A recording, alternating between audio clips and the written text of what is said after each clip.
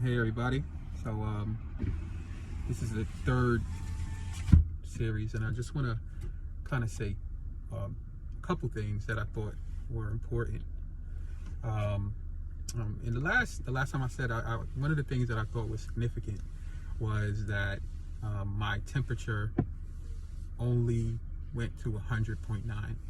And the reason why I think this is important is that a lot of the things you hear about when it comes to COVID is to stay home, unless your temperature spikes and things like that. But for people like me who are immune compromised, my temperature never spiked. And I had enough of the virus, I think they call it PCR, in me where it was affecting my breathing.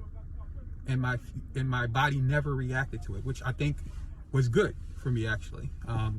What I've learned about COVID from reading and from what I'm experiencing is that it's very similar to the flu, with one difference is that it reacts to being attacked by the body. So if your body spikes and your temperature goes up, then it looks like the COVID becomes more aggressive. And so you'll see the people who have high fevers have high symptoms because the COVID is reacting to their body reacting. So the higher the fever, the more your body fighting, the more COVID is reacting to that fight. Because my body has no fight, right? My body didn't react like it was a danger. I never even got I wasn't even considered a low grade fever. That the virus was growing slower, it feels like to me. Now, that's why I felt like the time was real important, that I got to the hospital so quick and got those treatments started instead of waiting, 5 days, which would have been 5 days if I listened to the doctor. I got that treatment in me quickly where the COVID didn't react to me and my body didn't react to it. So then whatever antibodies I was able to get in treatment, it helped me to try to get through it. Now, I definitely feel like I have a better understanding of why this particular thing is so dangerous. But I'll get more into that later.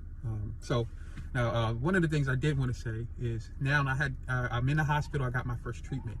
And one of the things that I felt that also helped me is being very involved in my treatment, right? So one of the things I said last time is when you're in the hospital, you have to understand the roles of the people in the hospital. Everybody has their role. Now, in any corporation, the person is there to do a particular job, and they do their job well. I felt like the Queen's Hospital did their job very well, each person. The problem is the things in the middle, that's no one's job, that wasn't getting done, that could have potentially caused me more harm with being in the hospital. Specifically, right? So I got my first treatment, and now, the reality is set in. I have COVID. This is something I've been very afraid of for a year. So now I'm starting to feel sick. I'm starting to feel sweaty. My diabetes, I'm looking at my numbers. Every time someone comes in, I'm taking pictures of my, diabetes and my blood pressure. And my diabetes is 500. It's, I'm starting to feel those diabetes things that I felt, 8 years ago or 10 years ago when my diabetes was under control. My pressure is all over the place. I'm starting to feel sick. So I'm thinking, hey, I have COVID.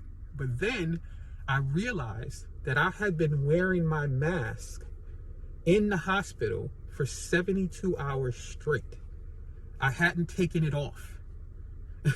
And I'm telling this, they're asking me COVID questions. Do you have headaches? And I'm like, yeah, I have headaches. I feel lightheaded.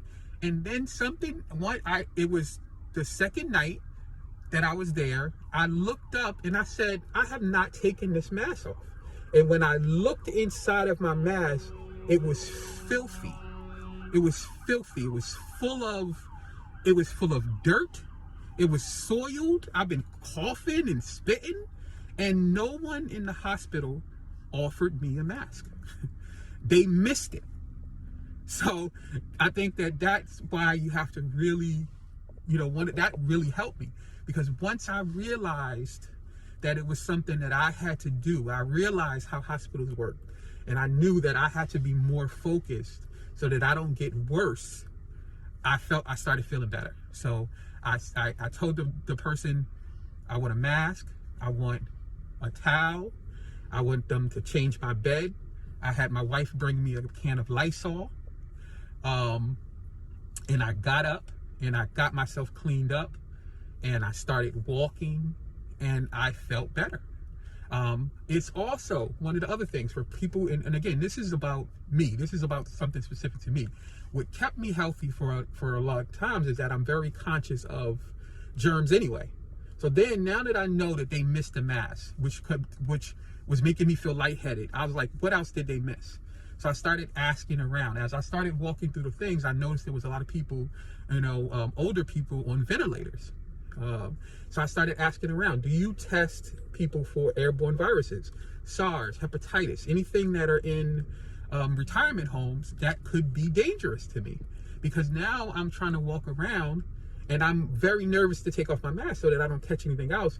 But I had to start being involved in, let them treat the COVID, but let me make sure that I'm still doing what I know I have to do to stay healthy. So for anybody with a compromised immune system and you go to the doctors, the hospitals are great. Their job is to try to treat you and to try to keep you alive. But they are not a home health aide. They don't understand the particulars. And sometimes you have to tell them some of the things. You have to be aware of what's going on. You have to tell them you want to wash up. You have to tell them, I need a new mask. You have to ask for new, slippers and things like that. You can't expect them to catch everything. And if, fortunately, I was aware enough in my mind, I was aware enough and I was physically healthy enough to catch some of these things.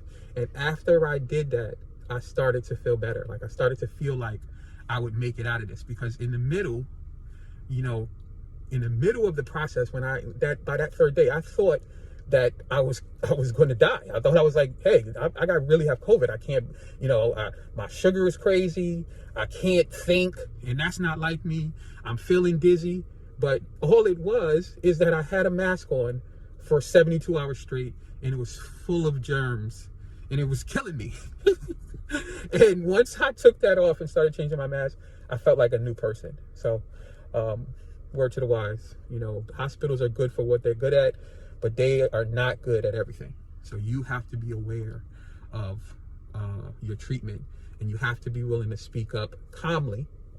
Don't get mad, because it's nobody's fault, but you have to be able to speak up calmly and protect yourself.